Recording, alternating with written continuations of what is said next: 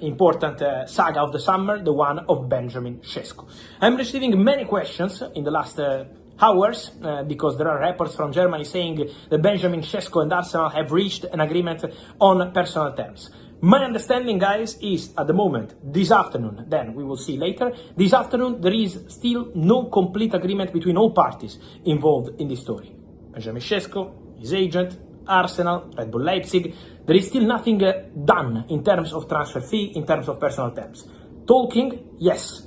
Discussing, yes. Trying to reach agreements, but not something done as of now. So remember that Sesko contacts are ongoing.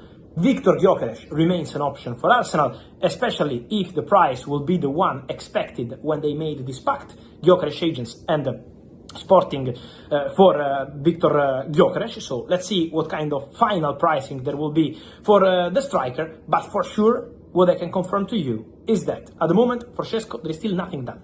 Then conversations will continue. Let's see what happens with Sesko. Let's see what happens with Gyokeres. But as of today, I'm not able to confirm an agreement Sesko-Arsenal yet. So let's see and follow what happens with the situation in the next days. Let's see what reported in Bild today that he has agreed personal terms to join Arsenal. What do you make of that? Is it finally getting over the line? Because, you know, it's dominated so many transfer windows now. Nunez, Isaac, what's the latest on all of these? Well, again, I had a message 24 hours or so ago suggesting that Victor Gyokeres has told friends and family he expects to join Arsenal. We know that Manchester United are interested in signing him as well. Obviously, there is that pre-existing relationship with Ruben Amorim, but Arsenal can offer Champions League football, maybe can offer a tilt at the title next season. But Sporting are going to play hardball. There's been a fallout between Gyokeres and the club because his agent has suggested that they had a gentleman's agreement he could leave for £60 million. I think they're looking for nearer £80 million.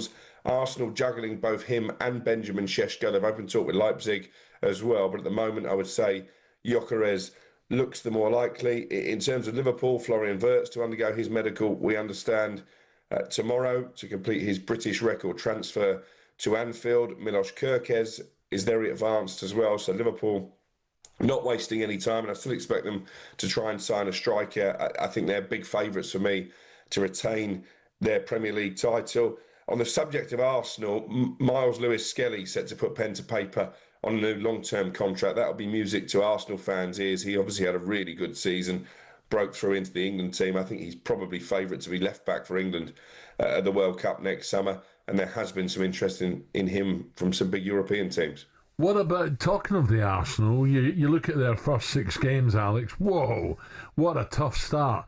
Is that going to force them into having to pay over the top for a number 9?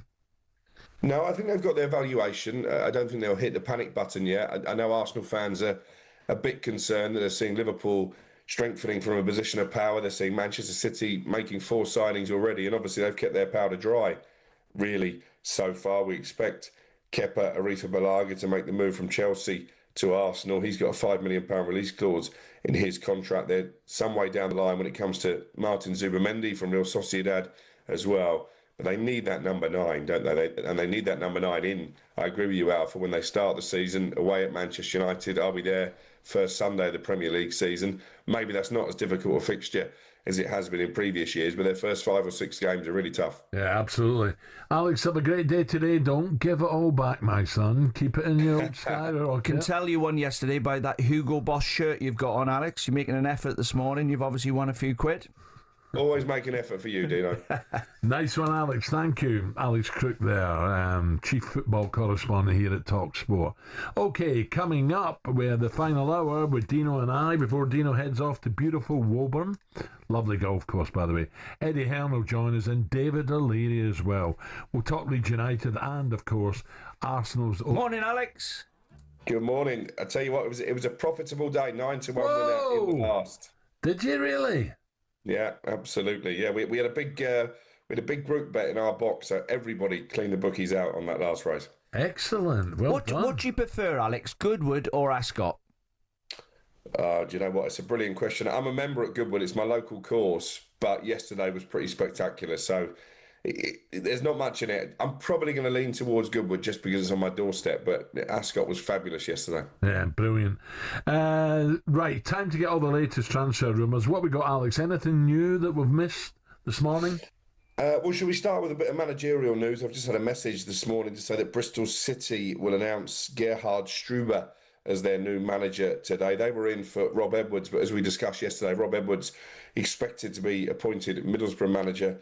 Instead, obviously, Liam Manning did a really good job at Bristol City last season, got them into the playoffs, left, I think, mainly for personal reasons to join Norwich. So not an easy job for Gerhard Struber. I think he was at Barnsley formerly. So interesting appointment for Bristol City. Well, they had a cracking run towards the end of the season, Bristol City, didn't they? Yeah, they did. Weren't great in that playoff semi-final against Sheffield United. Sheffield United easy winners to book their place at Wembley. And of course, as we were talking about yesterday morning, that wasn't enough to keep Chris Wilder in a job. Ruben Selles has now been confirmed as Sheffield United manager.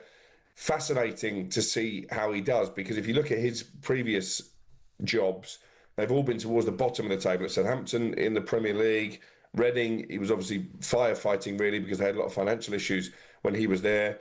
And then he went in at Hull and kept them in the Premier League. So interesting to see how Selles copes with the expectation probably of mounting a promotion push at Sheffield United. Yeah, Alex, these stories that are building and building and building, they're not going away. You got Andy Robertson, Gyokeres, Sesko,